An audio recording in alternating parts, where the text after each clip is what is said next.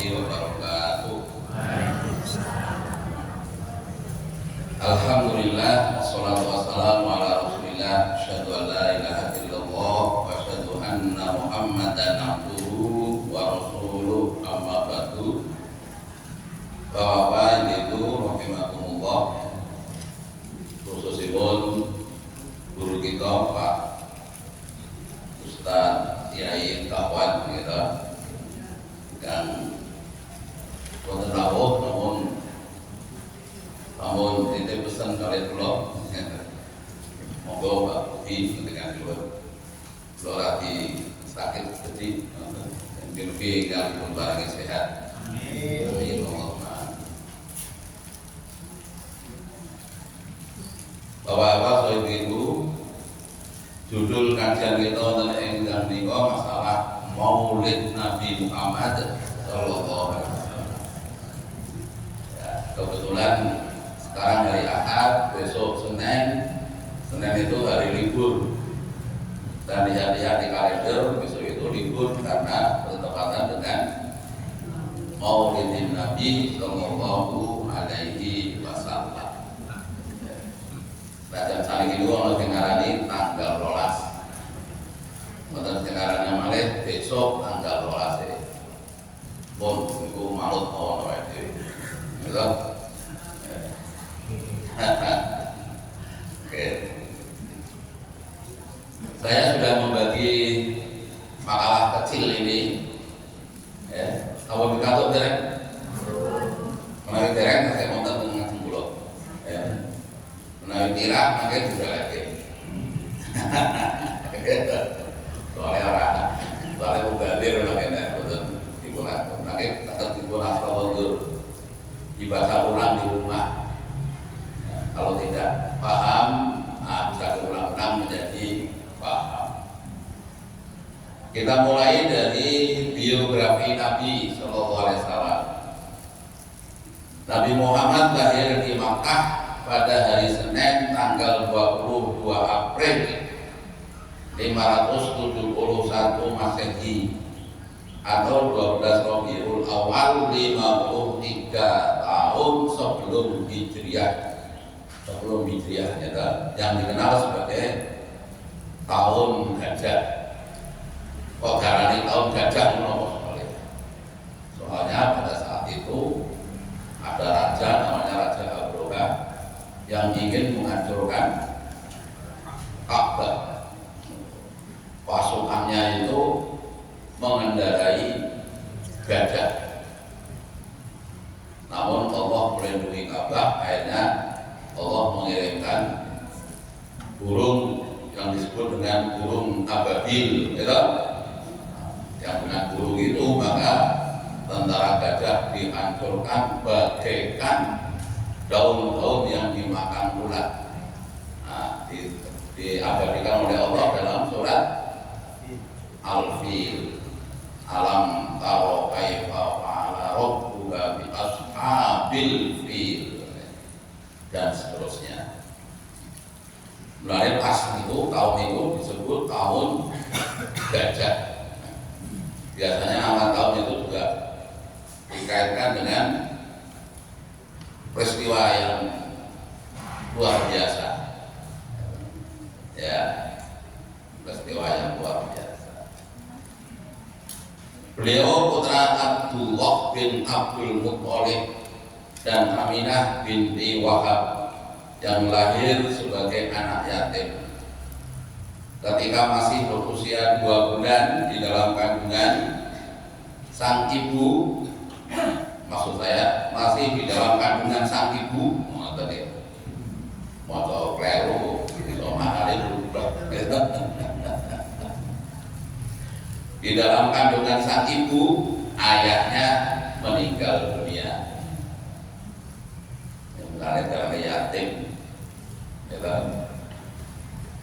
Sesaat setelah lahir, sang kakek yang bernama Abdul Muttalib membawanya tawaf keliling Ka'bah sebagai tanda syukur kepada Allah.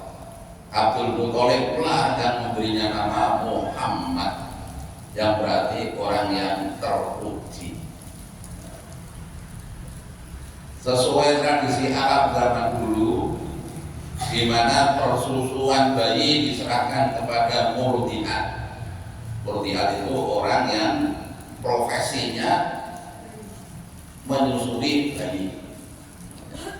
Tradisi Arab itu, ya, tradisi kita enggak ya. Tradisi kita itu disusui oleh ibunya. Tapi sebenarnya yang wajib menyusui anak itu ibunya apa bapaknya? Nah, yang betul, jawaban yang betul, yang wajib menyusui anaknya itu bapaknya. Yang betul itu. Karena memberi air susu itu termasuk bagian nafkah. Siapa yang wajib memberi nafkah? Bapak atau ibu? Yang wajib memberi nafkah bapak. Ya kan? Nah, bukan ibu. Menurut tuntunan Islam ya, nafkah itu kan ada 3 macam.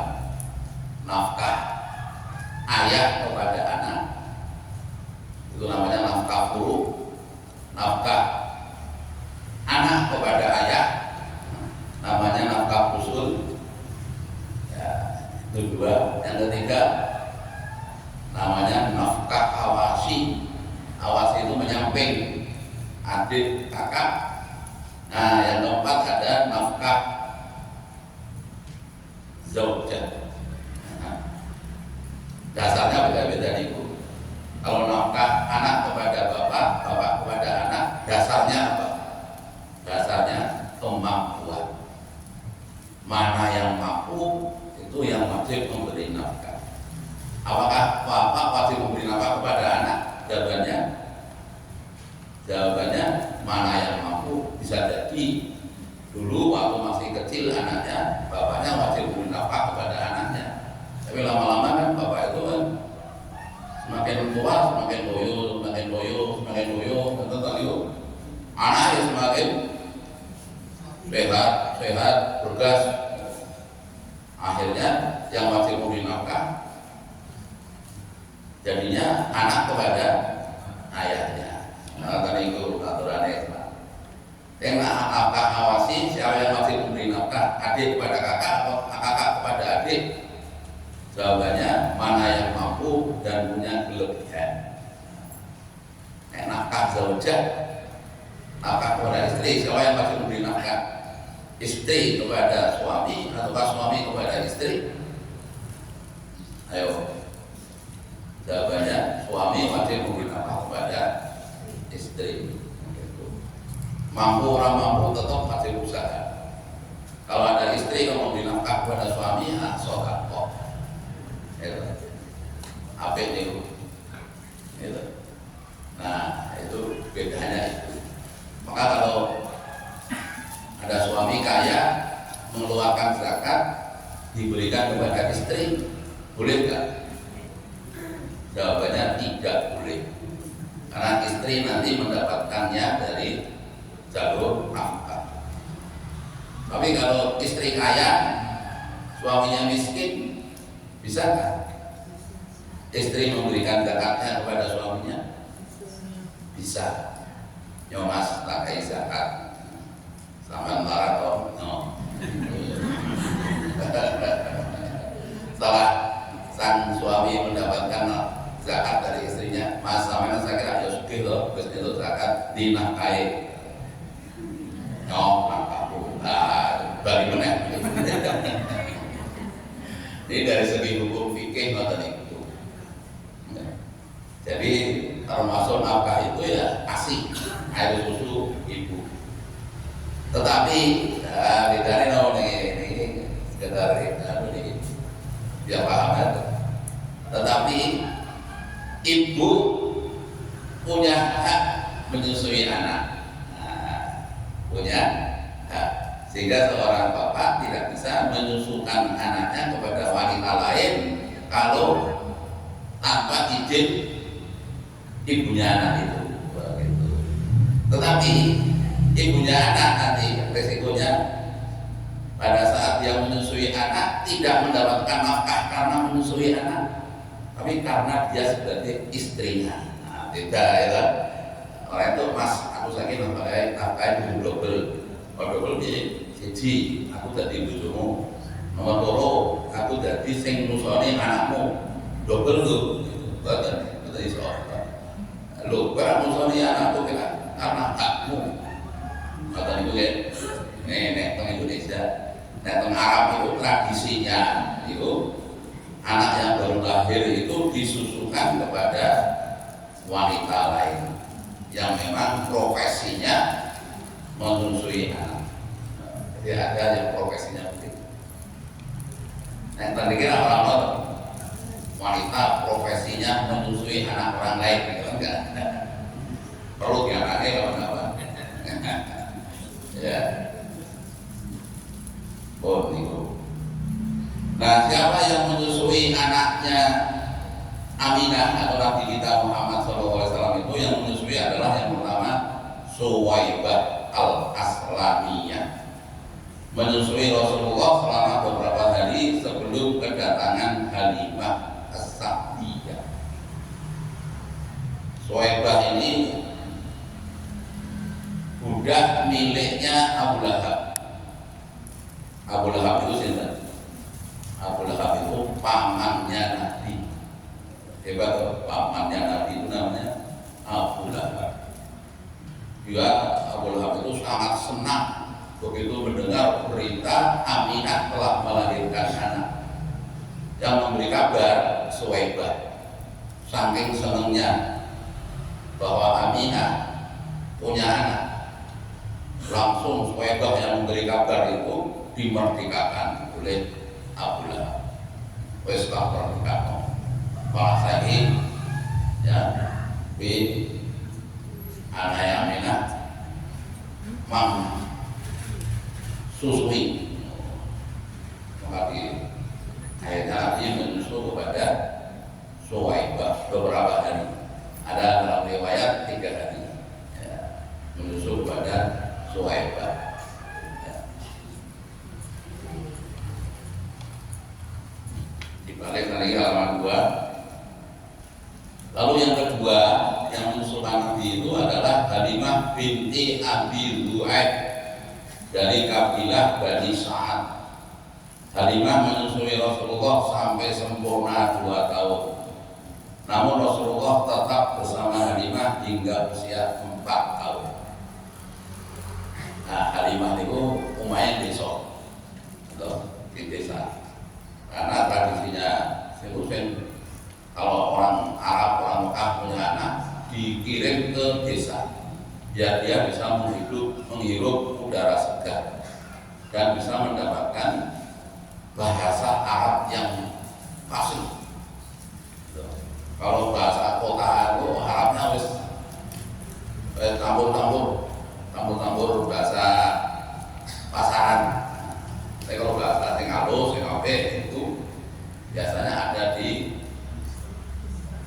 desa, di kampung Badui, itu bahasa Arabnya bagus-bagus gitu ya. Nah, tenggiri itu bahasa Jawa sing apik itu ayo Jakarta kalian Surakarta gitu. Oke, bahasa Jawa aku dan standar kene tambah mulon Banyumas terus apa gitu senyum gitu kencot terus bukan kencot itu malah boleh balik malah lagi kencot itu tidak sikile itu ini kok kencot gitu yang wis kencot wah itu wis yang aku wis ngelit ya karena wong Solo bal-balan kali wong Yogyakarta itu ora mesti menang ya wong Solo global wis tekan ngarep tawange wong Yogyakarta ketika monggo kula aturi lebetaken wong Solo ora Solo oke mangke mawon akhirnya ora mesti menang itu Solo biyen itu jam biyen sekarang ini berapa gelut malah ya kajian kita langsung aja. Ketika Rasulullah berusia 6 tahun, sang ibu Aminah meninggal dunia. Maka Nabi kita dikenal sebagai anak yatim piatu. Sakit banget tuh. Yatim piatu. Nabi Muhammad kemudian diasuh oleh Ummu Aiman. Ummu Aiman budak ayahnya bersama Abdul Muthalib. Sayangnya Abdul Muthalib hanya bisa merawat Nabi Muhammad selama 2 tahun karena tutup usia. Setelah itu Rasulullah diasuh oleh pamannya yang bernama Abu Thalib hingga dewasa sampai jadi manten. Umur berapa nanti jadi manten? Umur 25 tahun. Dapat istri namanya Siti Khadijah. Umurnya konon 40-an tahun. Ya, seorang janda kaya. Ya. Nabi Muhammad SAW wafat pada usia 63 tahun menurut perhitungan Hijriah. Kalau menurut perhitungan Masehi, usia Nabi hanya 61 tahun. Ya. Pada hari Senin 12 Rabiul Awal 11 Hijriah atau bertepatan dengan tanggal 8 Juni 632 Masehi. Itu riwayat singkat Nabi Muhammad atau singkat monen itu. Nah sekarang kita masuk yang agak rodo ilmiah sini. Judulnya Kebutuhan Manusia kepada Rasul. Syekh Mustafa Al-Marwazi dalam kitab hadits tafsirnya yang namanya tafsir Nawawi. Tafsirnya yang ditulis oleh Syekh Mustafa Al-Marwazi namanya tafsir apa? Tafsir Al-Marwazi. Jadi yang jenengi itu masyarakat itu, kulubun yang nulis itu namanya Al-Marwazi, terus tafsir yang dijenengi tafsir Al-Marwazi. Buatan oleh tafsir yang terkenal di pondok-pondok pesantren namanya tafsir Jalalain. Itu karena yang nulis dua jalan. Dua dalam maka diberi nama Jalalain gitu kan. Ya, sekarang sudah banyak kitab-kitab tafsir. Setelah kitab tafsirnya Imam Al-Marwazi pada saat beliau membahas ihdinas siratal mustaqim, tunjukkanlah kami jalan yang lurus. Imam Al-Marwazi kemudian menyampaikan bahwa hidayah Allah yang diberikan kepada manusia itu ada 4 tingkatan. Tingkatan pertama ada di halaman 3-nya disebut dengan namanya hidayah ilham, hidayatul ilham atau hidayah ghoriziyah. Hidayah yang berupa insting. Ini semua makhluk Allah diberi insting, termasuk manusia, termasuk hewan, termasuk tumbuh-tumbuhan, bahkan termasuk benda-benda mati juga dapat insting. Benda mati itu juga punya hukum. Biasanya orang menyebut hukum alam. Air misalnya, kalau kita lihat air itu luar biasa. Air itu yang ada di permukaan tanah mengalir dari atas ke bawah. Tapi yang ada di atas tanah berupa awan mengalir dari mana? Dari bawah ke atas atau dari bawah ke atas? Ternyata dari bawah ke atas. Itu tujuannya air. Air yang ada di dalam tanah mengalirnya dari bawah ke atas atau dari atas ke bawah? Dari bawah ke atas. Maka tanaman-tanaman bisa tumbuh karena apa? Airnya mengalir ke atas melalui akar terus naik melalui pohonnya dimasak oleh daun-daun. Ya gitu ya. Ya terus ya. Itu air. Insting air begitu. Lalu Allah juga memberi insting ini kepada tanaman. Tanaman itu diberi insting selalu mengejar matahari. Ya, matahari ditandur putih, berusaha untuk mengejar matahari. Ya, sehingga tumbuh panas. Ya. Hewan juga diberi insting. Hewan itu kalau ada ayam punya anak banyak, ayamnya tiba-tiba ada burung elang di atas mau menerkam anaknya, apa yang dilakukan oleh induk ayam? Induk ayam langsung melindungi anaknya. Padahal atau diulang gitu, risau gitu lah. Itulah Allah memberikan hidayah insting. Manusia begitu lahir nangis, padahal atau diulang nangis, nangis, wah. Begitu didekatkan dengan teteh ibunya, langsung menyut, padahal udah tahu diulang. Orang usah bapaknya terus ajari caranya mimik ibu ini gitu, orang usah. Bapak memang kurang gawe ya, ngajarin gitu. Bapaknya kurang gawe ya. Tapi itulah hebatnya, langsung nyut. Itu karena insting. Banyak itu insting yang sudah diberikan Allah kepada manusia.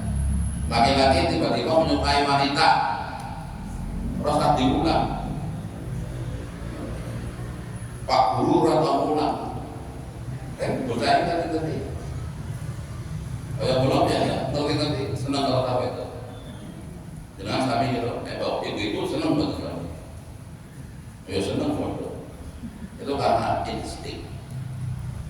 Nah, tetapi hidayah yang Riziyah ini kalau tidak disertai dengan hidayah-hidayah yang lain bisa bahaya. Ya, bisa misalnya insting menyukai laki-laki menyukai wanita. Kalau tidak diberi hidayah yang lain bisa jadi seperti hewan. Itu.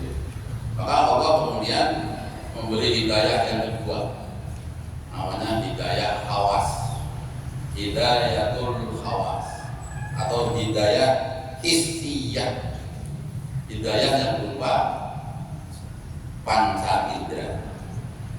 Nah, dengan panca indera ini ya kita bisa mengetahui merah, hijau, kuning, hidayah berupa mata. Kita bisa tahu rasa segarnya udara itu karena hidayah hidup. Kita bisa tahu musik yang indah, karena hidayah telinga. Namun ternyata hidayah hissiyah ini sering tertipu. Misalnya mata itu kalau ditanya, mata bintang itu kecil atau besar? Jawabannya mesti bintang itu kecil. Padahal yang benar bintang itu besar. Ada yang bintang yang besarnya 300 kali besarnya bumi. Yang ngadil orang ngadil lah, kayak 300 kali besarnya bumi. Padahal bumi ini sudah besar sekali. Kita itu ya, belum lama ini kemarin saya berangkat haji naik pesawat dari Solo sampai Jeddah itu 10 jam, itu jauh banget. Malah pulangnya itu sholat 5 waktu di atas pesawat, sholat zuhur di atas pesawat, sholat maghrib masih di atas pesawat, sholat isya masih di atas pesawat, gitu. Sholat subuh aja masih di pesawat. Ya, karena sampai di Solo pulangnya jam 5 pagi baru mendarat, tinggal sholatnya di pesawat. Naik pesawatnya mulai jam 11 karena harus berhenti dulu di India. Nah, itu jauh sekali. Itu pun masih kecil dibanding bintang yang ada besarnya 300 kali besarnya bumi. Ewo segitu, ewo segitu itu bahasa Indonesia. Ewo semono gitu. Mata itu mengatakan bintang itu kecil. Itulah saking bodohnya motor ini. Jika kalau anak-anak itu kalau nyanyi bintang kecil itu di langit yang yang biru salah. Kalau langitnya biru, bintangnya orang ketok. Gitu. Yang betul kalau di langit yang gelap baru kelihatan bintangnya. Ini orang apa-apa, salah kompak. Ada sebrede nyanyinya bintang kecil di langit yang biru. Biru ya orang ketok. Ya. Nah, mata ternyata tidak bisa mencapai kebenaran yang hakiki. Mata juga tidak bisa melihat apa yang ada di balik tembok. Gitu. Mata itu kalau ditanya ada tongkat lurus dimasukkan ke air kelihatan bengkok. Gitu. Mata kalau disuruh melihat rel kereta api, seolah-olah rel kereta api itu bertemu. Padahal tidak pernah ketemu itu rel kereta api lurus jajar terus. Nah inilah. Ya. Maka Allah memberi hidayah yang ketiga, namanya hidayah akal atau hidayah akaliyah. Nah, dengan akal manusia bisa tahu bahwa bintang itu besar, begitu. Ya, akal itu ya. Dengan akal itu wah, luar biasa. Allah melengkapi manusia dengan akal itu merupakan nikmat yang luar biasa. Bisa membedakan hewan dengan manusia, itu karena akalnya ini. Ya. Itu kalau manusia tidak diberi akal seperti hewan, wah, itu jangan sampai ini. Ya. Ayam gabung, ayam gabung, dipencet gitu, wah. Nanti orang juga akal, ini, gitu. Supaya hewan malah lebih rendah dari hewan.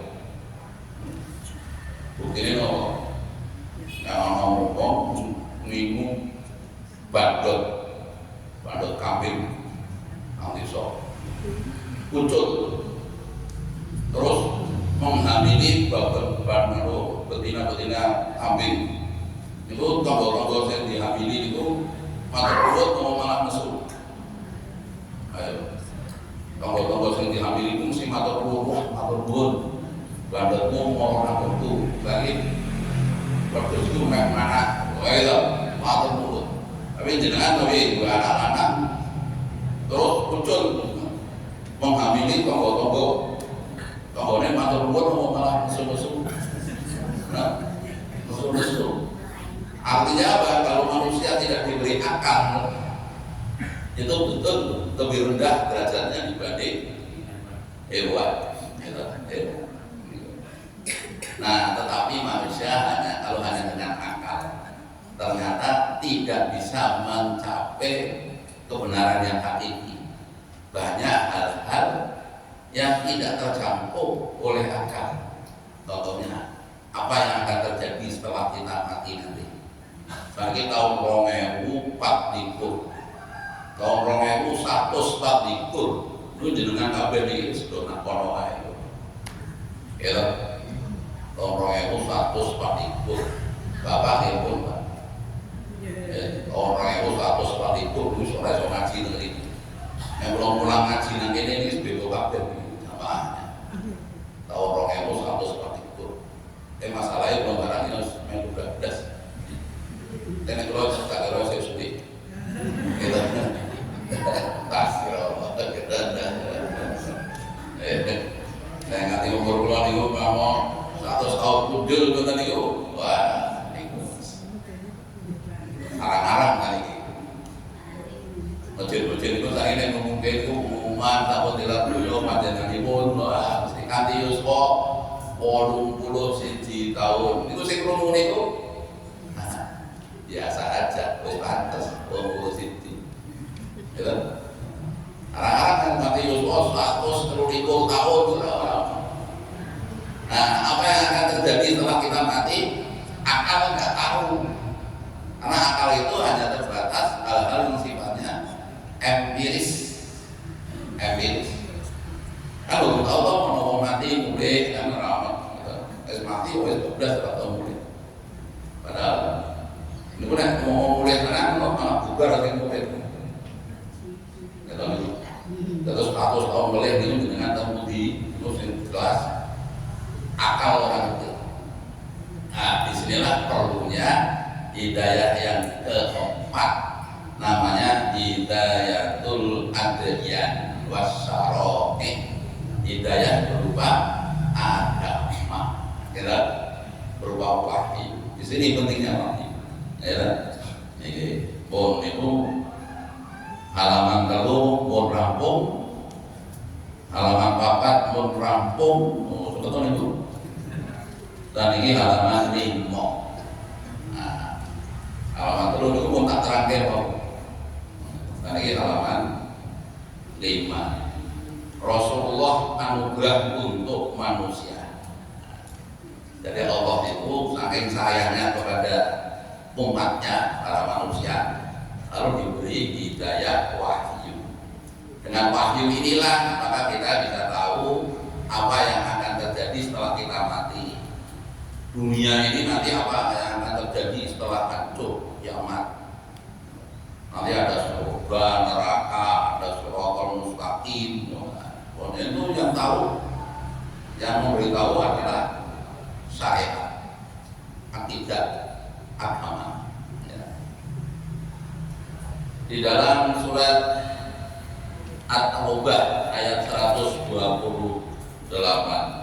nah, halaman 5 ya, bawah. Ya, kita baca bersama. A'udzu billahi minasy syaithanir rajim.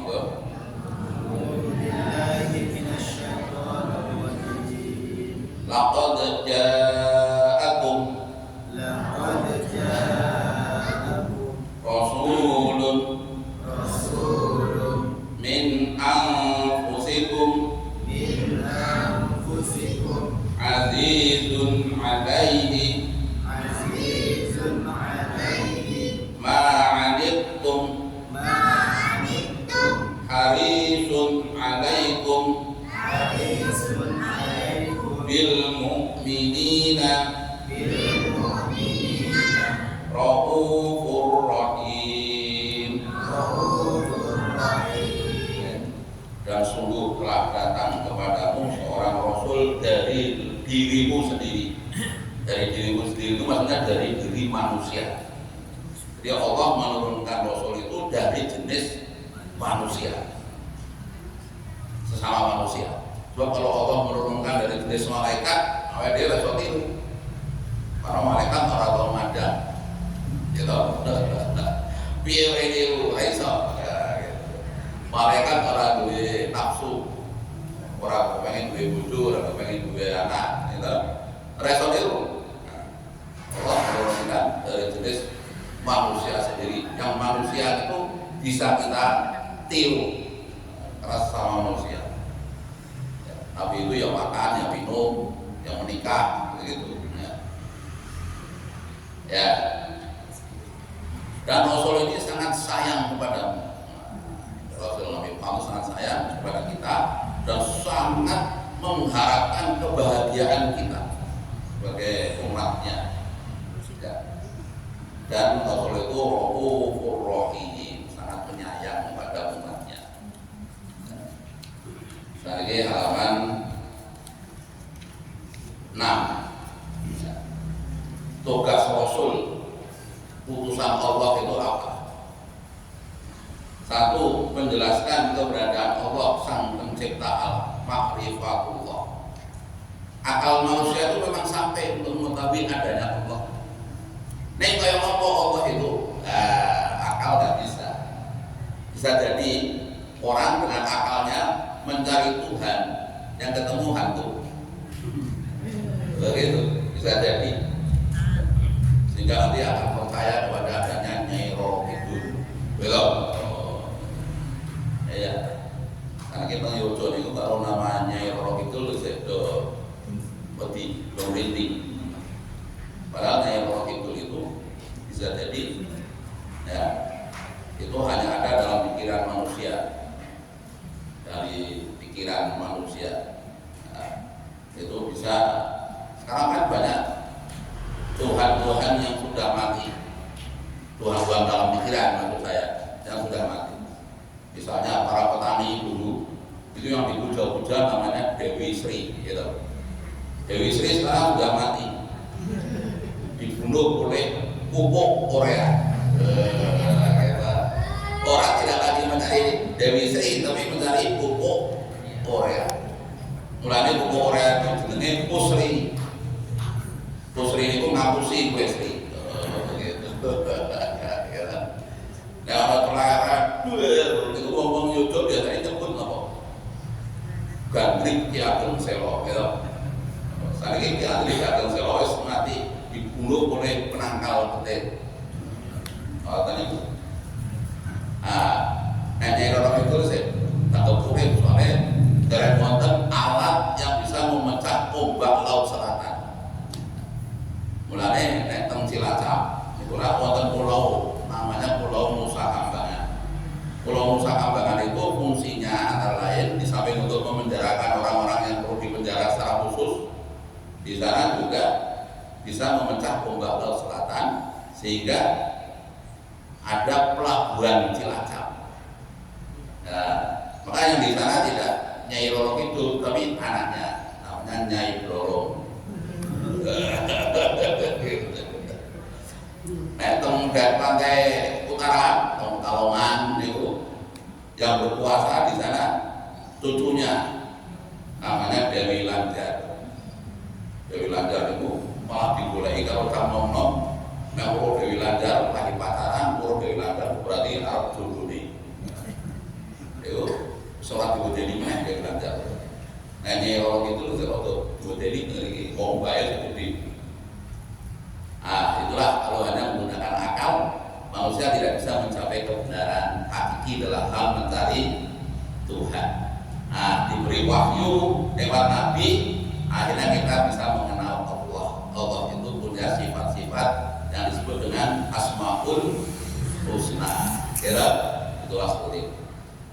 Dan Allah punya sifat wajib, wujud, kidam, baqo, mukhalafatul hawadisi, qiyamu binafsihi, wahdaniyah, qudrat, iradat, ilmu, ayat, sama, basar, kalam, dan seterusnya. Kira jumlahnya ada 20.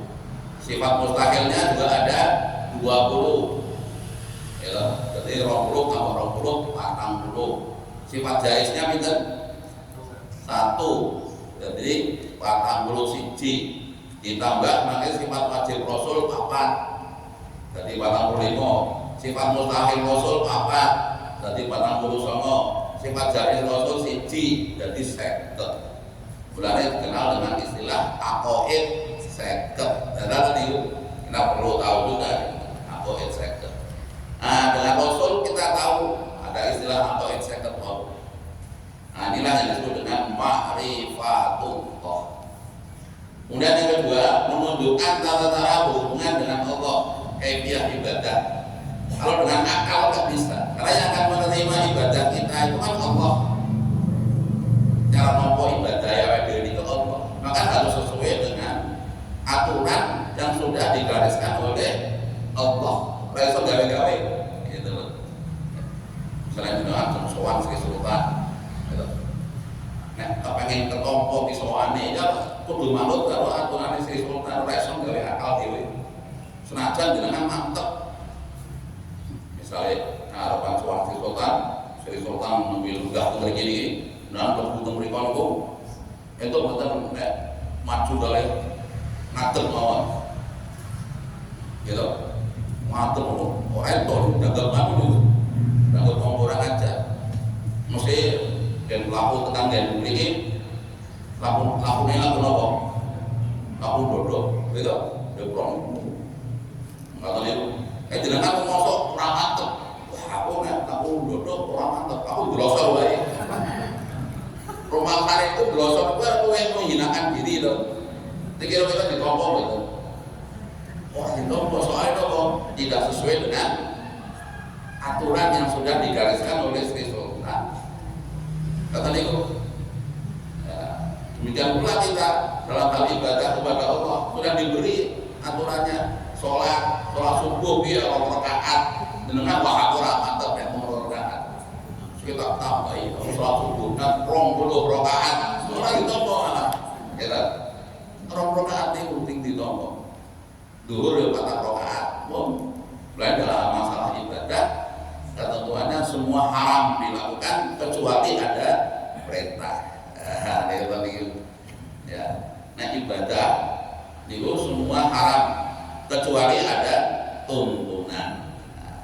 tuntunannya piye. Nah, begitulah, inilah perlunya kita ngaji. Yang ketiga, mengatur tata cara hidup di dunia untuk meraih kebahagiaan dunia akhirat. Manhajul hayat. Kalau kita beli motor Suzuki misalnya, mesti pakai itu aturan nganggo Suzuki itu yang ini. Kalau mobil nonton itu dikai buku aturan. Pak pakai setiap 10.000 kilometer orine diganti. Ini selama 3 tahun Pak orine ganti gratis. Apa nih bu? Lo gratis saya lo gratis aja. Ganti oli ini gratis. Tengok kalau gue pintar malah Pak ini jumlahnya kan ganti kan oleh bayar ganti. Ganti kalau Pak dari oli ini gratis tapi kalahnya bayar. Ya. Nah, itu aturan yang sudah dibuat. Nah, Allah itu ya, yang menciptakan kita sebagai manusia ini kan Allah. Allah yang paling tahu terhadap struktur manusia. Makanya harus sesuai dengan aturan yang sudah digariskan oleh Allah. Nah, ngarang-ngarang dewe mungkin rusak. Ya. Nah, itu namanya manhajul hayat. Kita ikuti ya. Kemudian yang keempat, tugasnya lagi adalah qudwah hasanah ya, dalilnya ini laqad kana lakum, kita baca bersama ya. Bismillahirrahmanirrahim. Laqad kana lakum fi rasulillahi uswatun hasanatun liman kana yarjullaha wal yawmal akhir wa dzakarallaha katsira. Laqad kana lakum, sungguh ada untukmu semua fi rasulillahi, pada diri Rasulullah, uswatun hasanah, sebagai teladan yang baik. Liman kana yarjullaha, bagi orang yang mengharapkan rahmat Allah, wal yaumal akhir, dan hari akhir, maksudnya kebahagiaan hari akhir. Wa dzakarallaha katsiran, dan selalu ingat kepada Allah dengan ingat yang banyak. Nah, beda kalau dengan Pancasila. Kalau Pancasila itu ditanya, ayo orang Pancasila itu seperti siapa? Jawabannya aneh. Gitu. Orang Pancasila itu seperti Pak Karno, sulit. Pancasila itu seperti sekarang misalnya Pak Jokowi. Apa Pak Jokowi itu Pancasilais? Sulit. Tapi kalau Islam seperti siapa tuh? Jawabannya seperti Nabi Muhammad Shallallahu Alaihi Wasallam. Ya, walaupun juga ada rincian-rincian global, rinci misalnya dalam hal-hal tertentu hanya spesialis untuk Nabi. Ada, gitu. Ada amal yang Nabi itu sebenarnya tidak suka, tapi Nabi melakukan dalam rangka untuk memberi kemudahan kepada umatnya. Nabi itu tidak suka loh kita minum sambil berdiri, tapi Nabi pernah minum sambil berdiri. Kapan itu Nabi minum sambil berdiri? Pada saat Nabi berangkat perang bulan puasa, Nabi perintah kepada para sahabatnya, wes saya kira rasa do kosong. Sahabat-sahabat itu orang gelem batal ke kosong. Terus Nabi akhirnya mengambil segelas air, mulai waktu gede, ya, munggah waktu gede, terus Nabi ngunjuk sambil berdiri untuk biar tentara-tentaranya dia tuh ngerti, oh Nabi lagi ngunjuk, nengono aku mau itu, gitu. Tapi Nabi minum sambil berdiri sebenarnya nggak suka. Yang disukai oleh Nabi adalah minum sambil duduk. Lah yasrobanna abukum iman. Jangan sekali-kali kamu minum sambil berdiri. Minum sambil berdiri Nabi itu untuk menunjukkan kebolehan. nek kebakso. Mulane terus darani nek minum sambil berdiri hukumnya makruh. Ngoten. Ojo nganti terus Nabi minum sambil berdiri, nek ono sunah minum sambil berdiri. Ora sunah, Nabi sebenarnya sunnah. Ya begitu, ya. Jadi ada rincian-rincian yang perlu dipelajari dalam kitab usul fikihnya, ya, usul fikih. 2 menit nih. Sekarang bukti kerasulan Muhammad. Buktinya apa?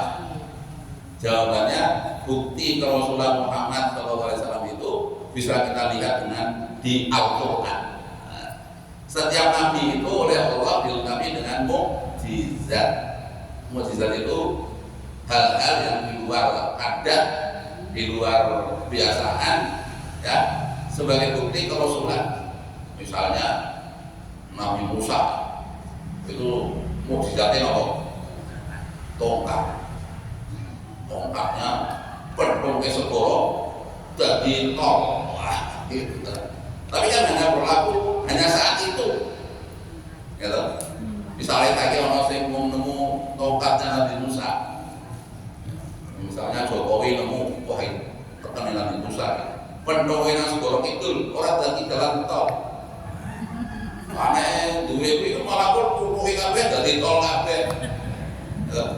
Ya wong saat berlaku Nabi Muhammad Nabi Musa saja, gitulah. Iya.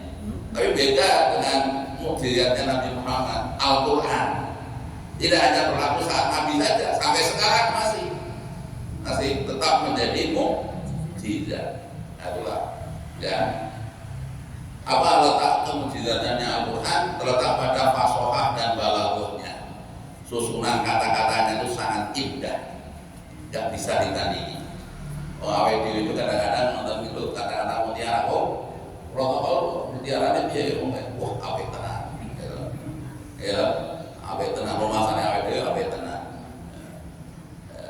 Nah kalau kata-kata mutiara berakit-rakit ke hulu, berenang-renang ke tepian. Aku sudah ke penghulu, kenapa kamu masih sendirian? Wah, apa itu? Wah, apa itu? 4 kalimat ada 16, sempat tidak sempat harus dibahas. Kupat kejegur santen, mana lepat nyuwun pangapunten. Kupat kejegur sambel, mesti pedes. Apik tenan. Itu banyak kata-kata itu sudah ngomong apik tenan. Ini Al-Quran itu 30 juz. Indah sekali.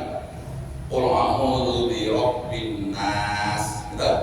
Malikin nas, ilahin nas. Tapi kalau niku Muhammad Dewi itu orang ngerti maknane akhirnya itu biasa aja. Tidak.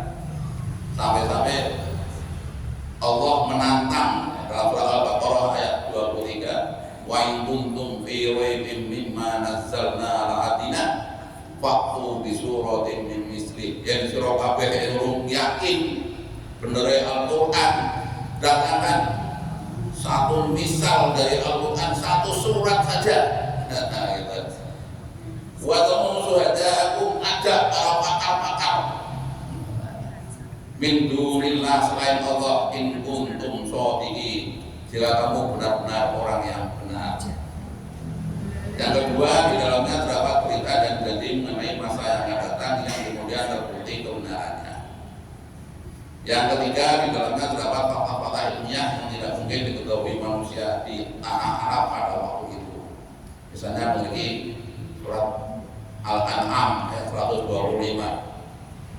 Itu di dalam surat Al-An'am itu dikatakan bahwa orang kafir itu melihat Al-Quran dadanya sesat, ka'annama yas'adu fis sama, bagaikan orang yang mendaki ke langit. Orang kalau mendaki ke langit itu dadanya sesat, betul. Dadanya sesat. Mengapa dadanya sesat? Apa betul? Karena kekurangan oksigen.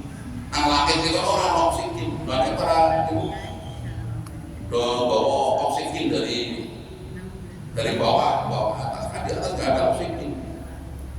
Nah, kira-kira orang Arab saat itu ngerti orang dengan gurnono orang oksigen, orang ngerti. Al-Quran sudah menyebut kebenaran Al-Quran itu hebat sekali. Ya.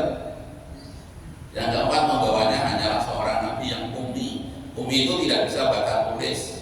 Arab, daerah yang terpencil, itu kok iso? Karena nabi tidak pernah sekolah, orang tahu ono telepon, kok bisa menyampaikan ayat-ayat Allah 30 juz, hebat. Dari mana Muhammad Rasulullah mendapatkannya? Pasti dari wahyu.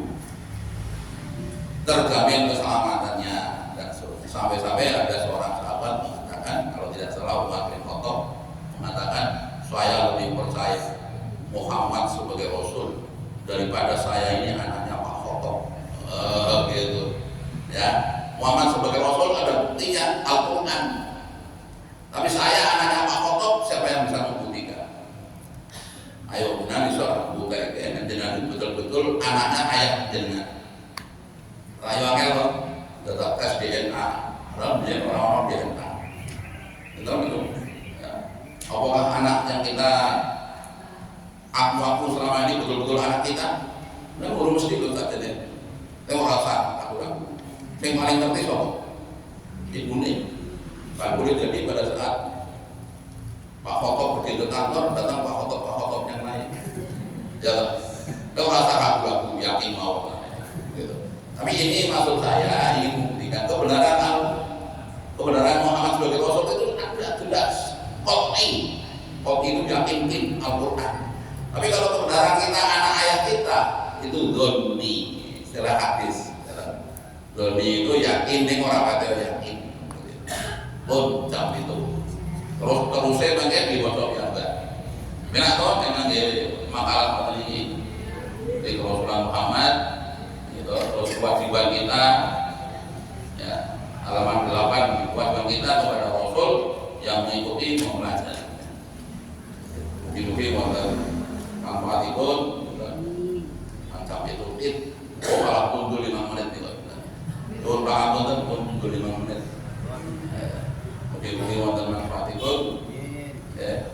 Monggo kita menyebut wonten Allah Subhanahu wa taala mungkin kita saged tetap iman istiqomah wonten Islam atau kita dipun pundhut mangkenipun kita dalam keadaan yang husnul khotimah. Al-Fatihah. A'udzubillahi minasyaitonir rajim. Bismillahirrahmanirrahim. Alhamdulillahirabbil alamin, arrahmanir rahim, maliki yaumiddin, iyyaka na'budu wa iyyaka nasta'in, ihdinas siratal mustaqim, siratal ladzina an'amta 'alaihim ghairil maghdubi 'alaihim waladdallin. Bismillahirrahmanirrahim. Alhamdulillahirabbil alamin, hamdan na'imin, hamdan syakirin, hamdan yuwafi ni'amahu wa yukafi mazidah. Ya Rabbana alhamdu kama yanbaghi li jalali wajhikal karim wa 'azimi sultanik. Allahumma shalli wa sallim ala sayyidina Muhammadin sayyidina wa maulana Muhammadin wa ala alihi wa sahbihi ajmain. Allahumma arina al-haqqa haqqan wa arzuqna ittiba'ah wa arina al-batila batilan wa arzuqna ijtinabah. Allahumma inna nas'aluka salamatan fid din wa afiyatan fil jasadi wa